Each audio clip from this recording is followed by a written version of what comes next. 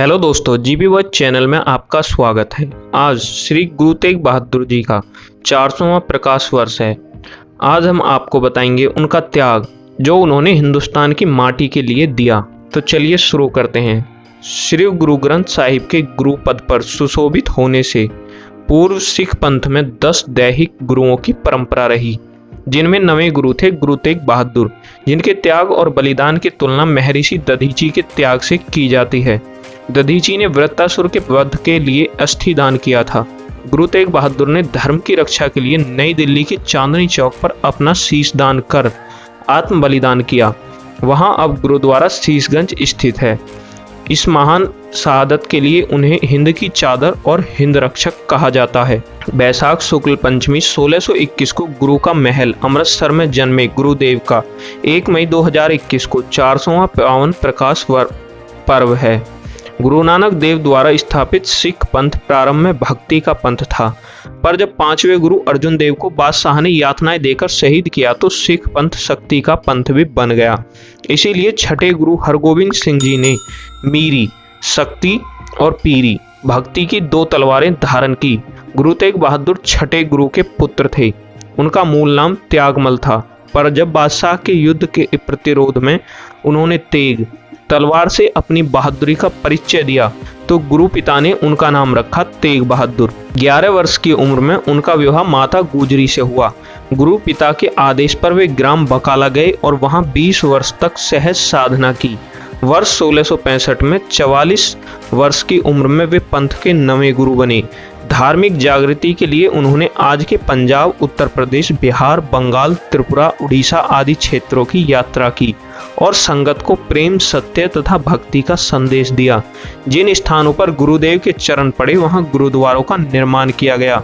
उन्होंने चक नानकी, अब आनंदपुर साहिब नामक एक नए नगर का निर्माण किया जो प्राकृतिक रूप से सुंदर और सामरिक दृष्टि से सुरक्षित था। उन्होंने कश्मीरी पंडितों तथा अन्य हिंदुओं को बलपूर्वक मुसलमान बनाने का विरोध किया। इस्लाम स्वीकार न करने के कारण 1675 में मुगल शासक औरंगजेब ने उन्हें इस्लाम कबूल करने को कहा, पर गुरु साहब ने कहा शीश कटा सकते हैं, केस नहीं। फिर उसने गुरुजी का सबके सामने सिर कलम करवाने का आदेश दिया। 11 नवंबर 1675 ईस्वी को दिल्ली के चांदनी चौक में काजी ने फतवा पढ़ा और जल्लाद जलालुद्दीन ने तलवार से गुरु तेग बहादुर का शीश धड़ से अलग कर दिया। लेकिन गुरु तेग बहादुर अपने धर्म पर अड़े रहे और उन्होंने उफ तक नहीं की। 11 नवंबर 1675 को चांदनी चौक पर गुरुदेव को शहीद किया गया। उनके शीश का अंतिम संस्कार गुरुपुत्र ने आनंदपुर पंजाब में किया।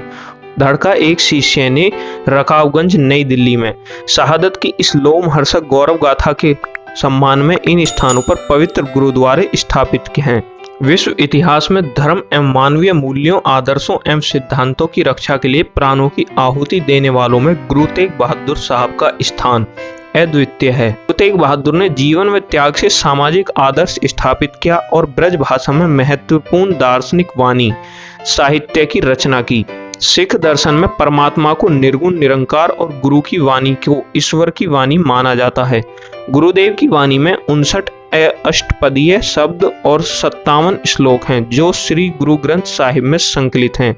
यह वाणी वैराग्य की वाणी है, पर यह वैराग्य संसार के प्रति उदासीनता का नहीं बल्कि आत्मा परमात्मा के वियोग से उपजा वैराग्य है। इसका सार है मनुष्य का जीवन दुर्लभ और अनमोल है। 84 लाख में श्रेष्ठ मनुष्य योनि है जो मुक्ति का एकमात्र अवसर है। अतः मनुष्य को माया मोह से निर्लिप्त रहकर परमात्मा को समर्पित भक्ति करनी चाहिए। एकमात्र परमात्मा ही सत्य और सुखदायी है जो अदृश्य है। शेष जो भी दृश्यमान है, संसार, शरीर, संपत्ति व संबंध सब माया है और दुखदायी है। माया और अहंकार मुक्ति मार्ग में सबसे बड़ी बाधा है। सदगुरु के मार्गदर्शन में नाम जप व नाम सिमरन द्वारा परमात्मा की सच्ची भक्ति करने से मनुष्य को मुक्ति प्राप्त हो सकती है और वह अपने जन्म और जीवन को सार्थक कर सकता है। वैश्विक अशांति और बाजारवाद के इस युग में गुरुदेव की वाणी और अधिक प्रासंगिक है, जो विश्व को प्रेम, शांति और सद्भावना का संदेश देती है और मनुष्य को चंचल मन के नियंत्रण द्वारा सांसारिक बंधनों और आकर्षणों से निर्लिप्त रहने का सुझाव देती है।